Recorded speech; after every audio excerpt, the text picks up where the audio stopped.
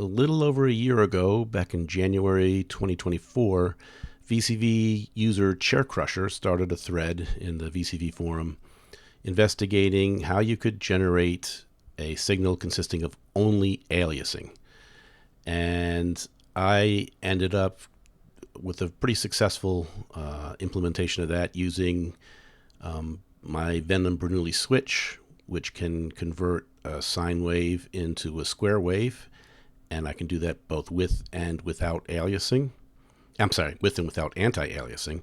So if you subtract the anti-aliased signal from the aliased signal, you should only give you the pure aliasing. It was a little tricky because it uses oversampling, and the oversampling introduces sample delays, and it's a little tricky to get the precise sample delay for the aliased signal to get it to be able to subtract exactly.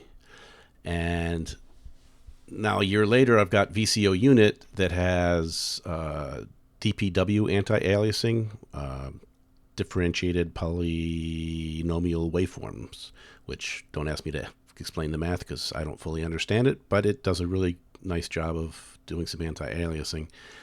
And I think I can do a cleaner version of that experiment. So let me show the lay of the land here. I've got two oscillators. They're virtually identical. I've got a let me put it on here. Here we go. I can use this knob to change the frequency, and I can use this button to sync them up. Both go into hard sync. Because it's a digital implementation, precise mathematics, once they're synced up, they should never get out of sync because they're the exact same algorithms running. And the only difference between the top and the bottom is this top one has the DPW anti-alias algorithm disabled, and the bottom one does not. Neither one of them has oversampling enabled. So the DPW anti-aliasing introduces a one sample delay. So I've got the anti-aliased one going in through this here with the minimum delay of 1. This the one that does not have anti-aliasing has to be delayed by a sample of 2 then, 2 samples to make them even. And then I can simply take the delayed signal without the anti-aliasing in the top at 100% and the anti-alias signal at minus 100%. So that'll subtract them when I put them in the mixer, and that should give only the pure aliasing. So let me just turn this on.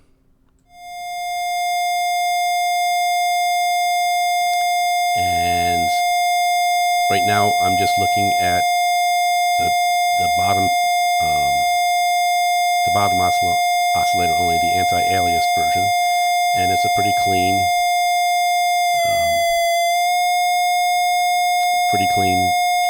square wave. And if I go to the top one, hopefully you can certainly see it on the spectrum analyzer. Hopefully you can hear the aliasing in there. And if I go to the subtracted signal, that should be the aliasing only, that is the sound of the aliased signal. And as I manually change, it's pretty ugly. I'm going to just be quiet now and just do a couple of sweeps.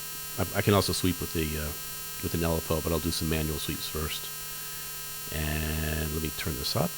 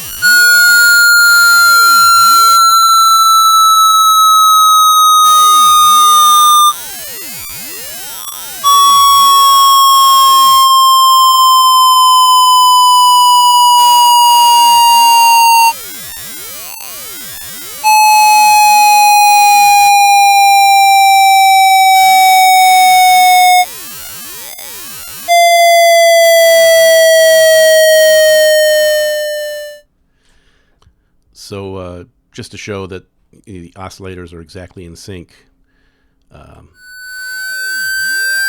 if I enable the DPW anti-aliasing on the top oscillator, and then I just have to adjust the delay by 1, and notice that the signal is 0 because you're subtracting one from the other. There's nothing left. So let me put it back in, disable again, readjust the sample rate, and now we're back to getting just the alias signal. If I go to there we go. This works with saw as well. If I just switch this over to saw,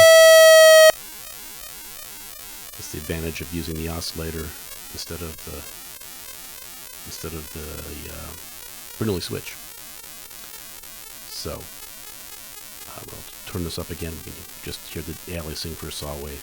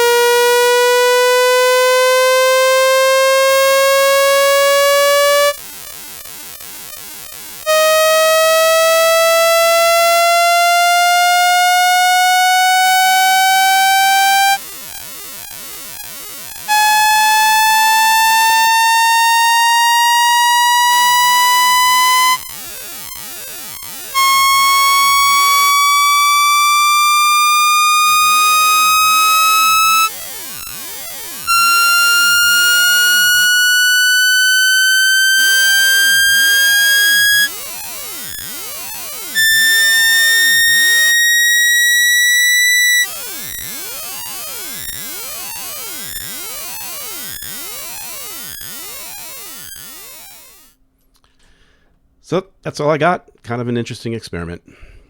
Enjoy.